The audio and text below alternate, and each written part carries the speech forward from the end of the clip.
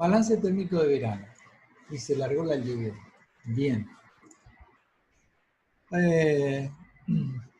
Tenemos acá en el dibujo de la derecha un esquema de un ambiente interior donde se encuentra una persona trabajando. Y el ambiente tiene su envolvente arquitectónica, compuesta por el techo, las paredes y el piso.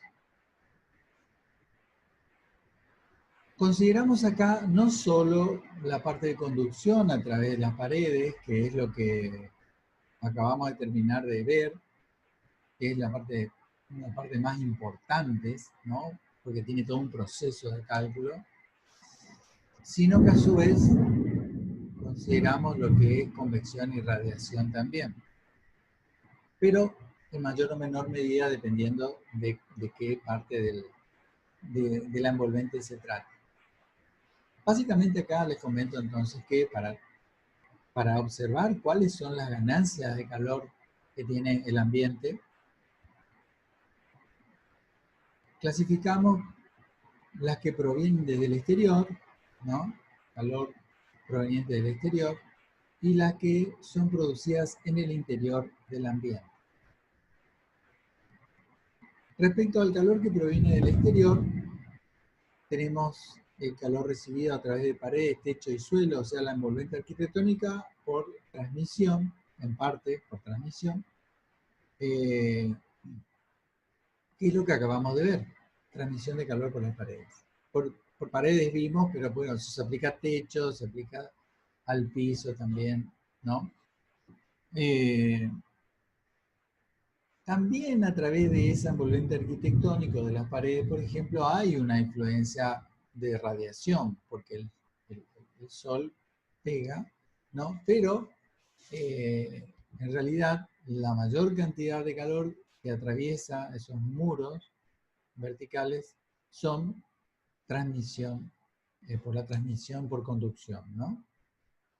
Entonces, es tan poco lo que ingresa por el tema de radiación que se suele despreciar.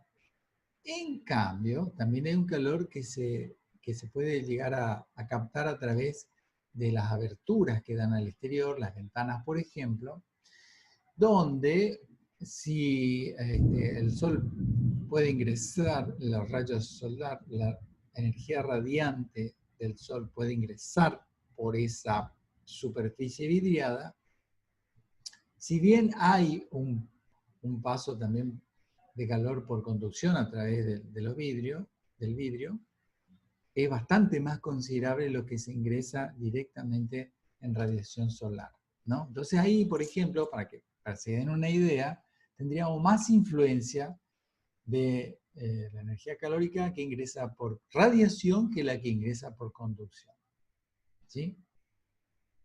Y luego, puede ser que también ingrese aire de ventilación o que se infiltra.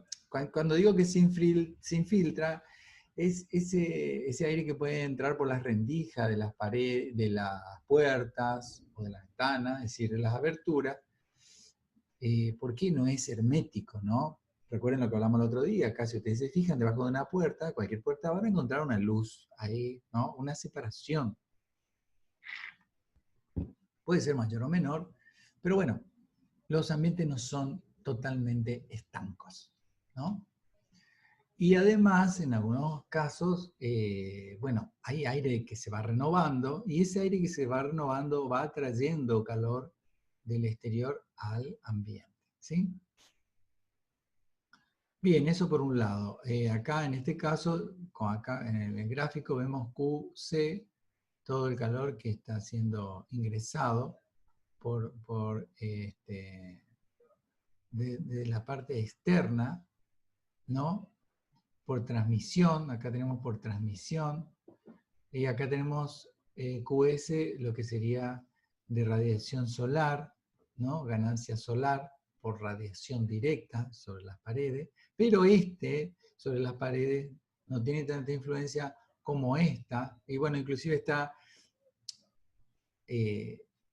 realizada acá un esquema de una flechita más chiquitita y acá una más grande, cuando ingresa por el aventanamiento. ¿Sí? Después acá está la ganancia de calor que se generaría por aire de renovación. ¿Sí? Bueno, a su vez internamente hay otra ganancia que tiene que ver, por ejemplo, con las personas que ocupan el lugar, que como les dije, nosotros tenemos un aporte de ganancia de calor que se realiza, bueno, por convección, por ejemplo, por evapotranspiración, por calor latente, calor sensible, por radiación también, pero todo eso se puede simplificar en potencia, en watt, como una lamparita de 75 watts. Bueno, pero en realidad lo vamos a ver más específicamente cómo cada persona aporta calor al ambiente de donde está trabajando o realizando otra actividad. La iluminación también introduce calor, pero hablamos de la iluminación artificial. ¿Sí? La iluminación artificial es, acá, como pueden observar, es la que estaría aportando también en mayor o menor medida, dependiendo de qué artefactos se utilizan, está aportando calor.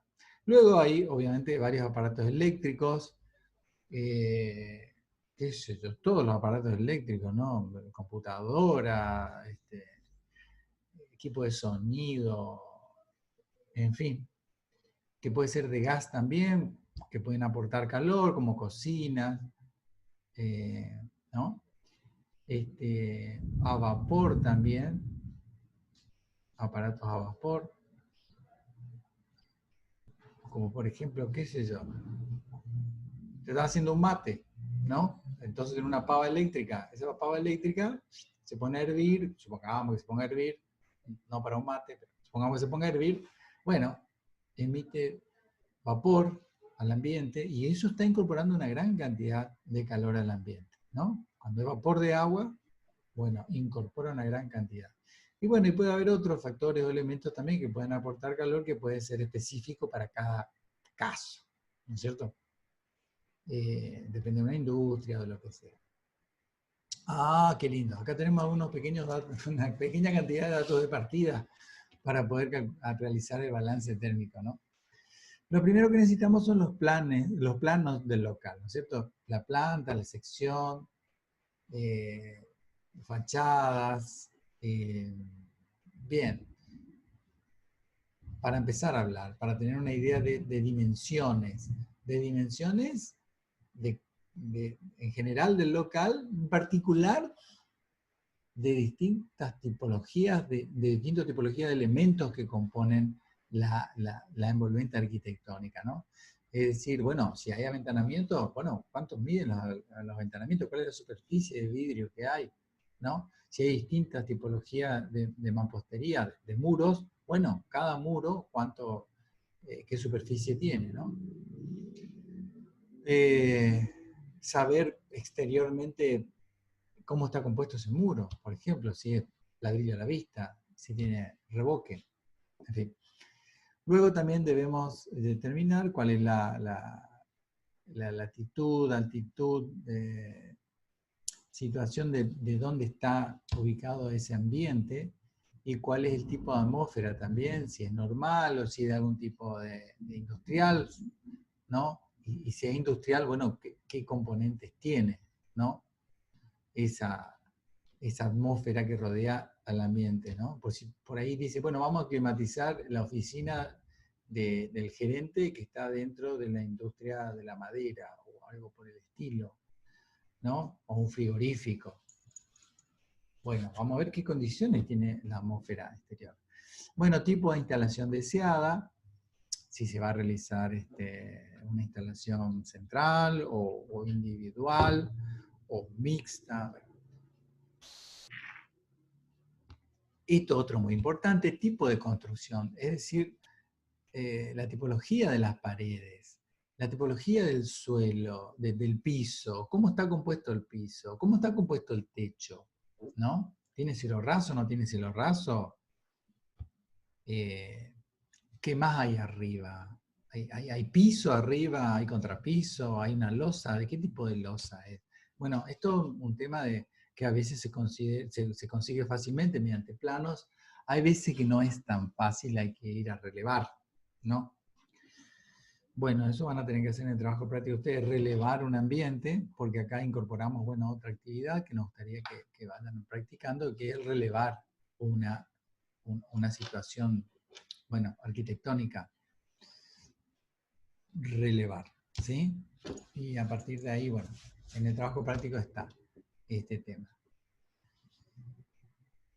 Tipos y características de los cerramientos. Bueno, lo que le digo, ventanas. ¿Qué material son las ventanas? ¿De madera? ¿Metálicas? ¿Aluminio? ¿Chapa plegada?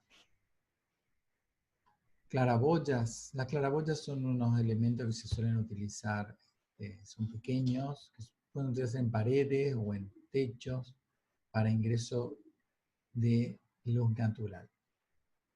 Bueno, todos los tipos, cuando se dice cerramientos o aberturas, cerramientos o aberturas. Bueno, se está hablando de puertas, ventanas, ventiluces, claraboya, etc. Bueno, después otro dato que se necesita es el uso del local, el uso normal del local, es decir, cuál va a ser su destino, ¿no? ¿Cuáles son las condiciones interiores de diseño o deseadas? También puede ser deseada, porque puede ser que haya un comitente que diga, bueno, resulta que acá, yo no le voy a explicar a usted qué es lo que va a pasar acá, pero acá yo quiero que haya menos 5 grados Celsius, eso es lo que necesito, bueno, de lujo. Pero si no, normalmente para cada actividad, dependiendo de tipo de edificio, de la función del local, hay humedades y temperaturas de diseño, tanto para invierno como para verano. Hay una tabla de eso, y yo después lo voy a mostrar, y de ahí se puede sacar esos datos, ¿no? Obviamente que uno puede colocar el dato que uno quiere, punto, ¿no? Pero si uno lo hace en función a la bibliografía, acuérdense, está siempre respaldado por esa bibliografía. Condiciones interiores de los locales contiguos. Esto es importante también. ¿Por qué? Porque parte del ambiente parte del ambiente a estudiar, en cuanto a la parte externa del ambiente, puede dar al exterior. Perfecto. Pero otra parte puede dar a otros lugares internos del edificio, ¿no? Entonces, cuando acá dice condiciones interiores de los locales contiguos, lo principal es saber si ese local contiguo va a estar climatizado o no. Porque es diferente la situación de que si va a estar climatizado o no. Si está climatizado y coincide la función, etcétera, en el mismo momento que uno quiere climatizar el local en estudio,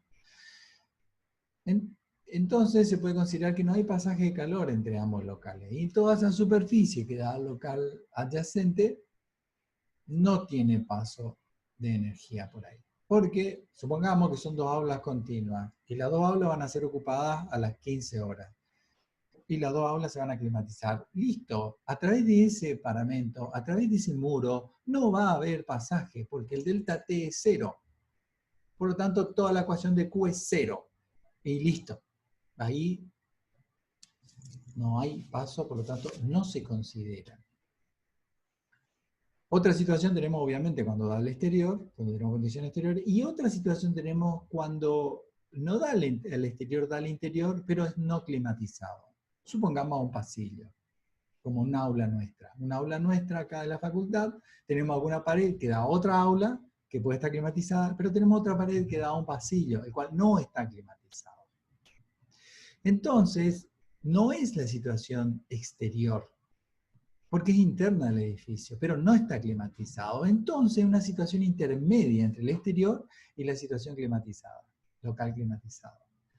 Ahí entonces es donde se estima una temperatura para esa parte interior contigua al local en estudio y se le da una temperatura intermedia, ¿sí? Que está relacionada cuando digo intermedia no quiere decir la media, sino que está entre el interior del local y la exterior. Y tiene más que ver con la exterior. ¿Sí? Más que ver con la exterior. Está relacionada con la temperatura exterior. Pero bueno, no es la temperatura exterior. Es una temperatura intermedia entre la exterior y la del ambiente. ¿Entienden? Entonces, es otra situación. Por eso es interesante saber qué condiciones interiores, qué pasa en los locales contiguos al que uno va a estudiar. Luego, determinar la densidad de personas por metro cuadrado, que probablemente en la situación más crítica va a haber en ese ambiente, o si puede ser el número exacto. ¿Sí? Obviamente que esto no quiere decir que todo se dimensione después para la situación de máxima, ¿no es cierto? La peor dimensión. Fíjense ustedes cuando iban a un boliche a bailar, ¿no? Cuando ingresan recién, o sea, a las 3 de la mañana, bueno, supongamos que ingresen, no sé, cuando no hay mucha gente, que no sé a qué hora será. Yo entraba a las 10 de la noche y no había mucha gente a las 9:30, 10 de la noche y no había mucha gente. Y estaba fresquísimo, estaba espectacular en verano el ambiente dentro del boliche. Qué bueno que está acá adentro, qué lindo, excelente, qué buena onda. Este equipo de aire acondicionado está bien diseñado, muy bueno. Empieza a generarse más gente, entra más gente, se llena el boliche, nos ponemos a bailar, nos ponemos a saltar, qué sé yo.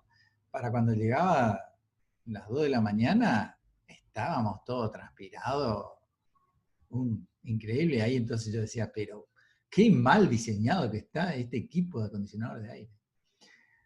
Bueno, lo que pasa es que el equipo de acondicionador de aire no se calcula para la peor de las situaciones en una situación de un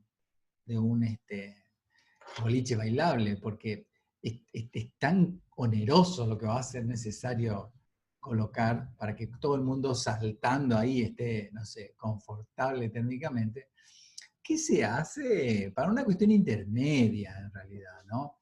Entonces, si uno deja de saltar, qué sé yo, va, se sienta, está un rato en algún lugar y bueno, se tranquiliza, no se ahoga, pero bueno,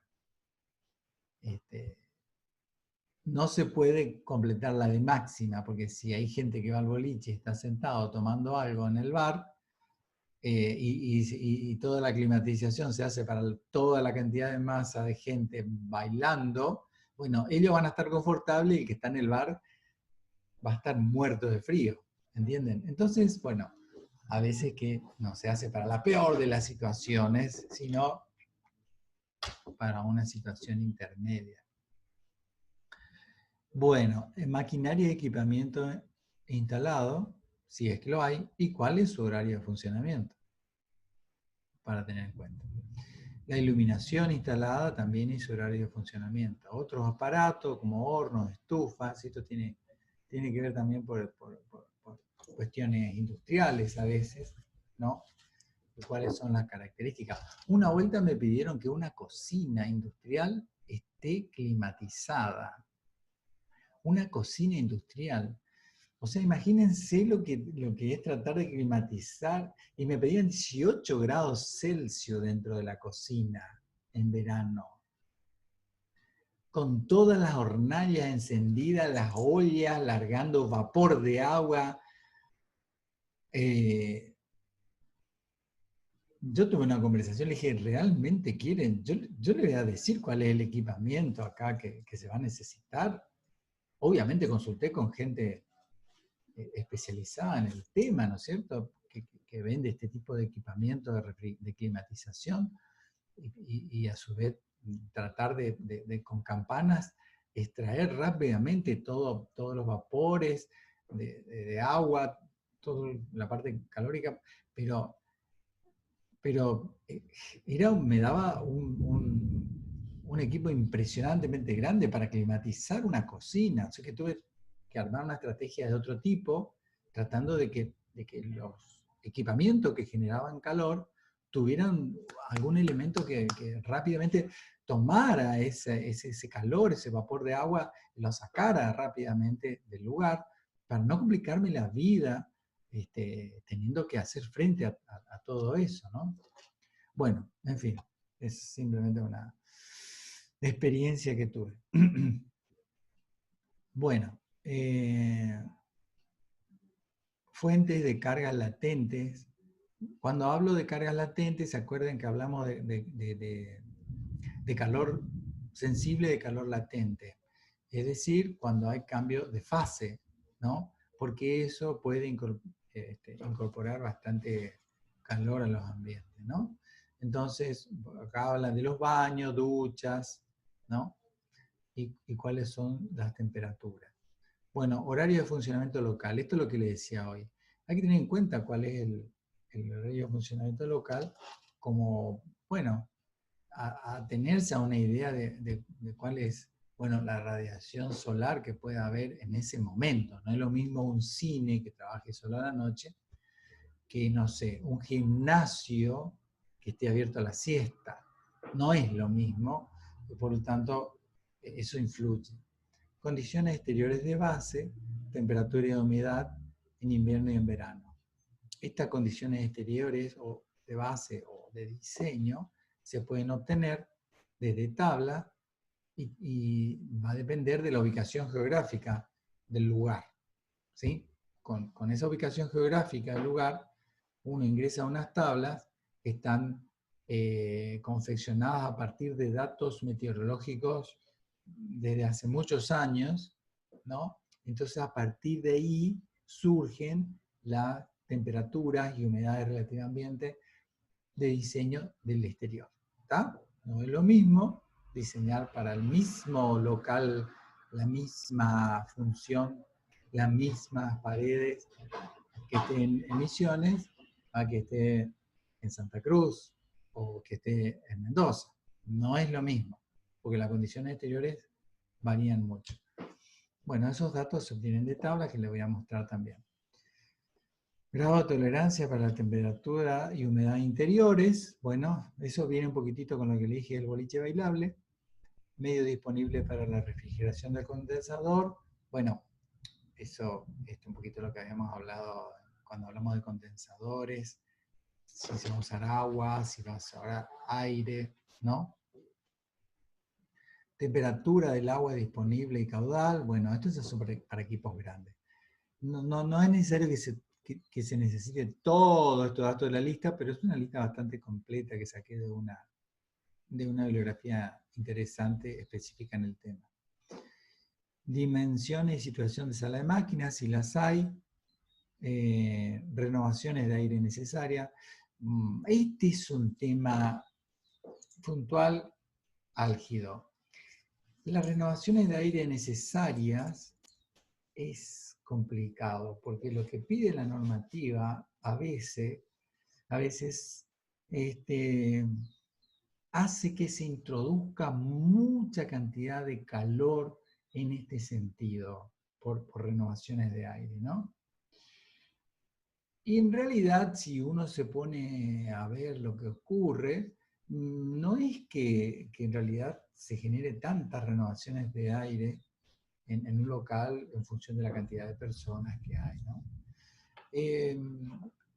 Conversé sobre ese tema porque si uno realmente hace caso a lo que dice la bibliografía y las normativas respecto a la cantidad de renovaciones horarias del aire que hay que cambiar constantemente, da un equipamiento muy grande. Entonces, hablé un poco con personas que trabajan en empresas que brindan este tipo de equipamiento, de climatización, y bueno, me dijeron que no es tan así, que bueno, vienen unos software que realmente contemplan lo que pasa en realidad.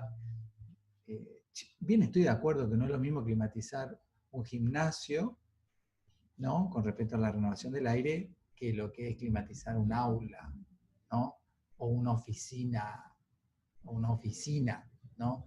En una empresa privada o una empresa del Estado, pero una oficina donde hay gente haciendo trabajo liviano. Yo sé que no es lo mismo, perfecto, el aire se va enrareciendo de manera distinta, ¿no? Pero aún así, los valores que van a encontrar en la bibliografía le van a dar mucha ganancia de calor por renovación de aire. Y eso no es tan así. Entonces, ahí es donde, bueno, como no soy especialista en esto, me baso en profesionales, converso con profesionales que sí manejan mejor y, bueno, tienen una mirada que tienen que ver también con la cuestión empírica, es decir, lo que se va observando en realidad, ¿no? Y luego hay otras observaciones que se pueden tener en cuenta, como por ejemplo, con el tema de la radiación solar, las sombras que otros edificios pueden generar al ambiente en estudio, al local en estudio, en el momento crítico, ¿no? Uso de persianas o parasoles, vamos a verlo, color de las cortinas interiores si se colocan, vamos a ver, velocidad del aire en el local, también vamos a ver algo de eso,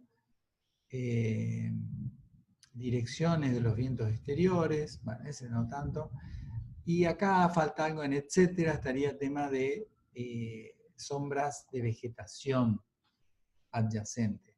Cuidado con eso, la vegetación, no, pero fíjate acá, sí, el sol viene de allá, pero fíjate el hermoso árbol que está acá, eso me da sombra acá, toda esta pared, así que está sombreado. Sí, pero ese árbol hoy está y mañana puede no estar, ¿no? En cambio, un edificio es más difícil que no esté. También es posible que no esté, obviamente, ¿no? Pero es más difícil que no esté. Entonces, con la arborización, cuidado. Yo no la tendría en cuenta como elemento que minimiza la radiación. Yo dejaría que no está y estoy del lado de la seguridad, ¿no? Bueno, las condiciones interiores que vamos a tener en cuenta va a depender de los ocupantes del lugar y en cuanto a los ocupantes tendrá que ver con la edad y el sexo por una cuestión de calor generado por el cuerpo humano, metabolismo, por ejemplo, ¿no? Bueno, el número de ocupantes del local que se puede estimar, número exacto o alguna densidad que pueda haber, la ropa que va a utilizar normalmente, la actividad que va a desarrollar, muy importante. Bueno, el clima que se quiere generar en ese lugar interior, el tiempo de utilización que va a tener el local. Y aquí es donde aparecen, para el estudio económico, cuál es el confort que uno pretende para ese lugar. Y ahí aparecen estos 3 niveles que la norma indica, ¿no? Donde hay un máximo confort, un confort normal y un mínimo. Normalmente cuando tratamos así de cuestiones de barrios de viviendas financiadas por el Estado, hablamos de, bueno, un mínimo confort. Con eso vamos a tener una envolvente arquitectónica discreta que económicamente puede llegar a significar que se puedan construir mayor cantidad de viviendas y dar soluciones habitacionales a mayor cantidad de familias. Ok, perfecto. Luego hay un confort normal que podría ser para viviendas de gestión privada, por ejemplo, y luego un máximo confort que ya puede llegar a ser exigido para cuestiones de clínicas de primer nivel, porque hay distintas categorías, ¿no? Tanto en hospitales como en clínicas, hospitales de primer nivel, clínicas de primer nivel, hoteles 5 estrellas, y así. Hay algunos que necesitan tener máximo confort, ¿ok? ¿Por qué? Porque hay unas normativas que lo exigen. Si ese hotel quiere clasificar para que figure como 5 estrellas, bueno, no puede tener en sus habitaciones un confort mínimo. No, va a tener que tener el máximo confort. Bueno, perfecto. Bueno, condiciones interiores de diseño. Varios autores en función a estudios realizados a lo largo del tiempo, fueron generando tablas como esta, donde, dependiendo del tipo de local que se observa acá en la primera columna, sean viviendas, oficinas, salas de fiestas, ahí está el boliche, bancos, bares, tiendas, cines, teatros, restaurantes. Fíjense que acá no está aulas, por ejemplo, ¿no? Aulas no está, pero podríamos asimilarlo a oficinas y despachos, ¿no? Bueno, entonces la temperatura y humedad relativa ambiente en porcentaje, según los 3 niveles de confort, para cada uno de los tipos aparece algunos entornos, ¿no? Aparece, no son entornos, en realidad aparecen en grados Celsius, en grados Fahrenheit y la temperatura y el porcentaje de humedad relativa ambiente. ¿Mm? Como pueden ver, para el confort humano y para una gran cantidad, una mayoría de personas, registran una humedad confortable, humedad relativa en el 50%, alrededor del 50%. ¿Sí? Sabemos que emisiones exteriormente podemos llegar a 75, 80, 100%. Pero hoy debe ser 100% porque está lloviendo. Internamente nosotros con un 50% de humedad relativa ambiente nos sentimos confortables. Obviamente que también influye mayormente la temperatura.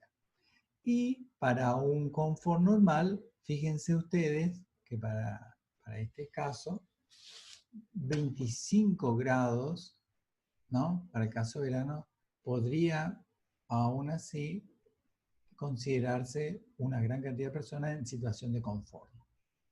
Ahora, si queremos un máximo confort, hay que llevar a 23 grados Celsius. ¿Sí? E inclusive la norma permite que interiormente se considere 26 grados Celsius para el caso de una vivienda, ¿eh? 26 grados Celsius. Bueno, acá no. Y así para cada uno de los demás elementos. Acá hay otra tabla que involucra, que da otro autor, digamos, y bueno, aparecen acá entornos, no así como acá a una sola temperatura, sino acá entornos de temperatura. Pero más o menos se va indicando los mismos valores, ¿sí? Y acá aparece, bueno, otra forma de discriminar, que es de lujo y práctica comercial, ¿no? Las condiciones exteriores van a depender de la latitud y longitud que se encuentre el lugar el lugar objeto de estudio, y también su altura sobre el nivel del mar. Y después, la orientación de las paredes exteriores, es decir, hacia dónde están mirando, norte, sur, este, oeste, noroeste, sureste, etc. Situación de edificios cercanos, vegetación cercana. Ojo, vegetación cercana puede estar, puede no estar. Pero por ahí es interesante si enfrente hay un pastizal, o si enfrente hay tierra, o si enfrente hay agua. Es distinto la situación porque la radiación refleja y no refleja lo mismo si es pasto, si es nieve, si es agua, no es lo mismo, ¿sí? Bueno, la temperatura máxima de diseño interior, porque estamos hablando en el caso de verano, se puede obtener en tablas como esta.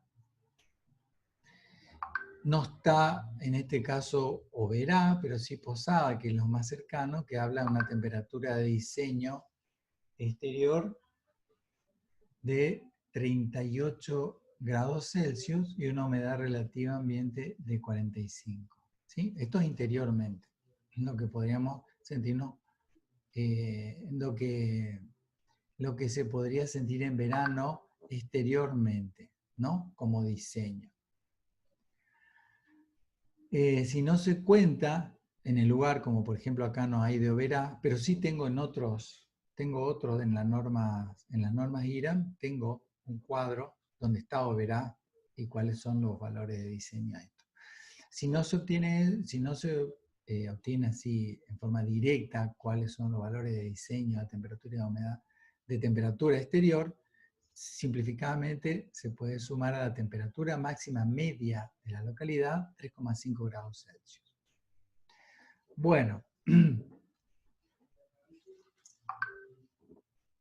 ganancias de calor. Opa, no me va a dar tiempo. Ganancia de calor. Bien, acá hacemos una diferencia entre lo que es ganancia de calor sensible y ganancia de calor latente. En cuanto a calor sensible, a su vez subdividimos en lo que se gana exteriormente, ya sea por transmisión, que es lo que vimos toda en la primera parte de la clase, en paredes, pisos, techo, ventana, o por radiación, que normalmente se hace únicamente por ventana. Inclusive por transmisión, medio que no se tiene en cuenta por ventana, por transmisión, porque es mucho más lo que pasa por radiación.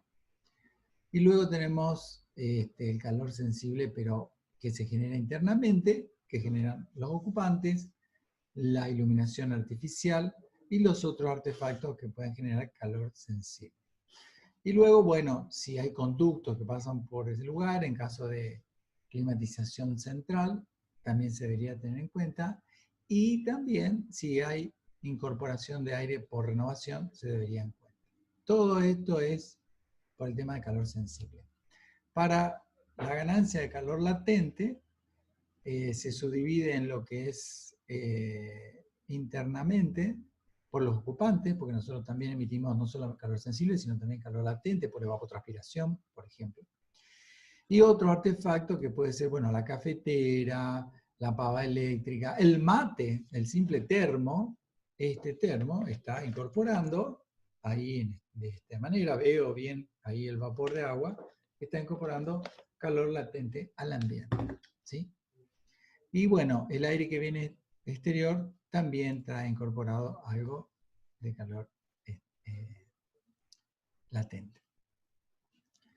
El calor sensible externo por transmisión es todo lo que vimos en la primera parte. Acá tenemos la fórmula del calor total, que es igual a el coeficiente de transmisión térmica por el área de cada uno de los tipos de elementos que componen la envolvente arquitectónica por el delta T, la variación térmica que hay entre el exterior e interior. Y vamos a trabajar siempre con kilocalorías por hora en cuanto a la cantidad de calor, ¿sí? El calor sensible externo por radiación surge de esta fórmula que tiene asociada el área por la intensidad de radiación por un coeficiente C de protección, ¿sí? La intensidad de radiación se obtiene de tablitas como esta, donde se trabaja con la latitud en que está ubicado el edificio cuyo local estamos trabajando, ¿no? La latitud, bueno, es el ángulo entre el ecuador y el lugar donde estamos considerando. Hacia abajo sería latitud sur, hacia el norte, latitud norte. Entonces, Oberá está en 27,5, 27, por ahí está de latitud sur. Entonces, como acá viene 25, acá viene 30, la situación más desfavorable es 25 grados porque 30 ya nos está dando otra situación donde la radiación solar es menor. Entonces, trabajamos con esta planilla que es latitud 25 grados.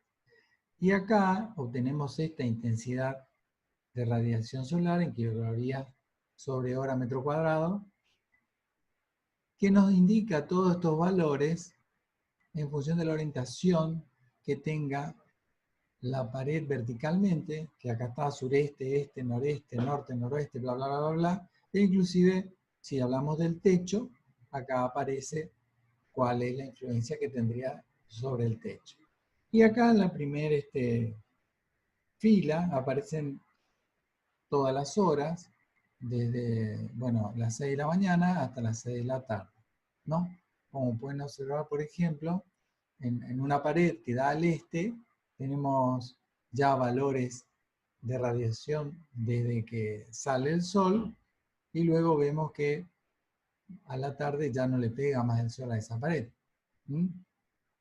Lo cual ocurre a la inversa en el oeste. No le pega nada al inicio del día y va creciendo, va creciendo, va creciendo, ¿no? Y tenemos valores hasta la última hora de la tarde, ¿no? Bueno, perfecto. En cuanto al otro factor C minúscula, es un factor de protección solar que se suele dar a las ventanas y aberturas, que va a estar en función de qué elemento se coloque para protección, ¿no? Esos elementos pueden ser tanto exteriores como interiores. Exteriormente se pueden poner cortinas de enrollar, bueno, hay de distintos tipos, aparecen vidrios, bloques de vidrios, bueno, parasoles fijos, cortinas metálicas, y fíjense ustedes que tiene influencia el color exteriormente, que tengan esos elementos, ¿no? Si tienen colores oscuros, bueno, ese factor de protección solar, como pueden ver, va variando.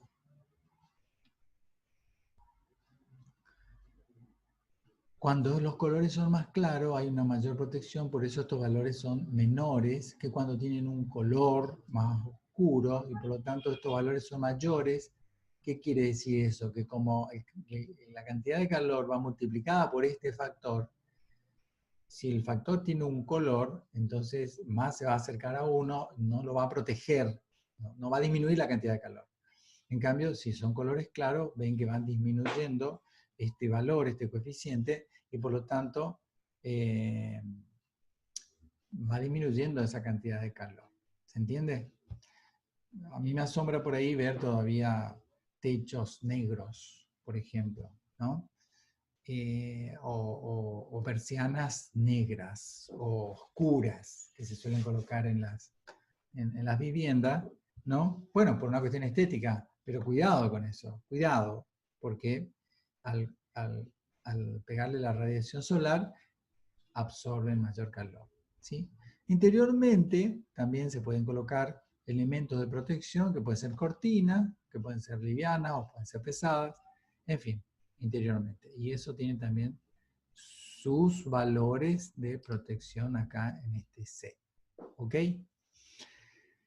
Luego tenemos el calor sensible interno por ocupantes, que se obtiene con la formulita este calor, que es la cantidad de ocupantes por el factor de calor sensible. Y se obtiene acá de esta tabla, ¿no?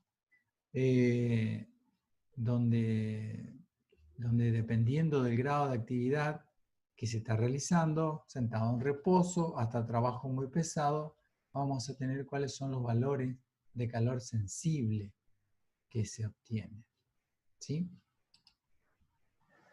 Luego tenemos el calor sensible interno que se va a ganar por iluminación. En este caso, ve acá aparece el 0,86 que les comentaba, se toma la potencia de cada elemento de iluminación, cada tubo fluorescente, cada lámpara, que viene en watts, eso sabemos, ¿no? Sabemos que vienen los tubos fluorescentes normalmente, que no son LED, los fluorescentes vienen más o menos de 40 watts cada uno, los otros vienen en menores potencias ahora, lo que son el LED. Multiplicado por 0,86, que es el factor de conversión de kilocalorías hora por watt, obtenemos cuál va a ser la cantidad de calor en kilocalorías por hora. Bueno, ya llegamos a